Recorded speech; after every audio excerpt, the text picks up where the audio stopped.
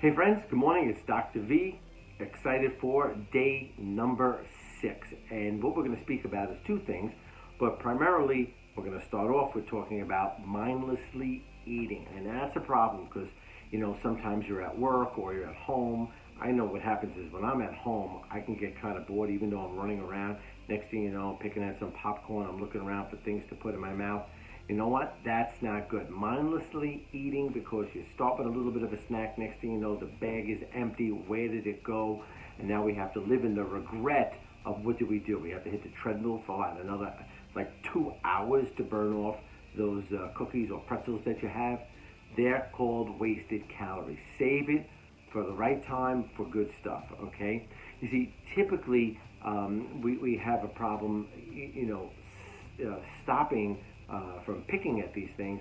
But the real issue is be careful when you start with these things. Because once you start, like, for example, if you're at a restaurant, they come, they sit you down, they bring some bread, and if the bread is warm, think about this, the bread is warm, nice and crispy on the outside. Next thing you know, you have a piece, and you have another piece, the bread is gone. The guy didn't even come take your order. You're asking for, let me get another, whatever that little basket of bread. And before you even start eating, you had a whole loaf of bread. Why? Because it was so tasty, it was great, it was warm, it was something like you would never have in your house. It's delicious. But the problem is you just mindlessly overconsumed, simple carbohydrates into your body. You just packed up your calorie count for the whole meal. And look, this is what happened, okay? Now, foods like bread and foods like rice and pasta, okay, it's a very common food. And, the bad part about it is because it has a very high glycemic index, it instantly, within 15 minutes, it's processing into sugar, glucose into your system. Your blood sugar level just shoots through the roof. Next thing you know, your pancreas is overworking and your adrenal glands are overworking. And you're creating a metabolic nightmare in your body. And you know what? When you're younger or when you're fairly healthy, you really don't notice this. But later on in life, listen, so many people end up being type 2 diabetics because of that process, because they beat the daylights out of their system between their adrenal glands and their pancreas and producing insulin. Not a good scene. So even though, and I'm not really picking on bread, I just want to use bread as an example because it's such a staple for every, for almost every culture. But when we took a look at it in biblical times, talk about, it was more than a staple. That's what they did. They got grain, and the purpose of the grain was they weren't making pasta. They were making bread. They were baking bread. They had the oven. They put it in there. I'm not sure how good it was, but it must have been delicious for them. Even when you think about it, during Jesus' Passover meal, I'm assuming they had the lamb. They might have had some other, food that's traditional for Passover. But the only thing they talk about was the bread and the wine. But the bread primarily is what they spoke about. Now, the example from the biblical perspective about just the challenge between feeding the flesh man, feeding your carnal man, or kind of denying the carnal man and being able to push closer to God so you can have some breakthrough in your life. You're never going to have breakthrough in your life unless you push close to God. So in Luke chapter 4, verse 3, it says, the devil said to Jesus, the devil's talking to Jesus, if you are indeed the Son of Man, tell the stone here to become bread. And Jesus said, it is written that man does not live by bread alone. Now think about this. Jesus in the desert, he's there 40 days in the desert, hasn't eaten a thing.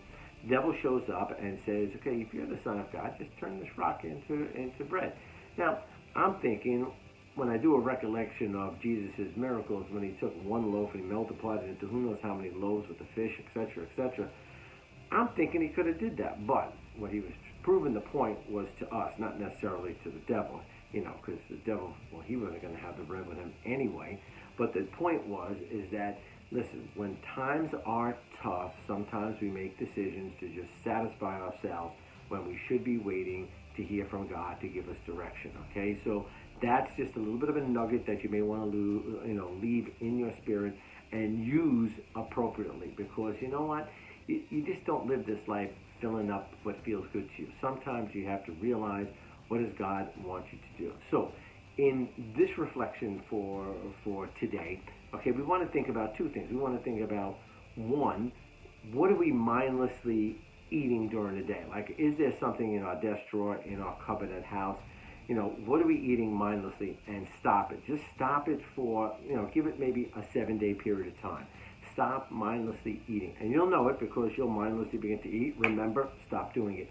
And the second thing, because, I'm going to use bread, but then, if bread is not your killer, okay, maybe it's pasta, maybe it's rice, but whatever that simple carbohydrate is that's a staple for you that you're almost having every day. So starting today, remember you have to keep a notebook when you're doing these reflections because there was things that we did before that's going to last 10 days, 5 days, or a week. So today we're going to start no bread. Okay, we're going to go 7 days no bread or no rice or no pasta. Whatever the one is the thing that that the devil would tempt you with. Say, hey, whatever your name is, like say to me, hey Joe, listen, you want to turn those twigs into spaghetti because you're starving. I say, okay, just leave the twigs, forget about the spaghetti. Hey, God, help me out of the situation. All right, this is Dr. B. God bless. Tell your friends. See you tomorrow, day 7. Okay, we'll be ending the first week of our program. God bless. See you tomorrow.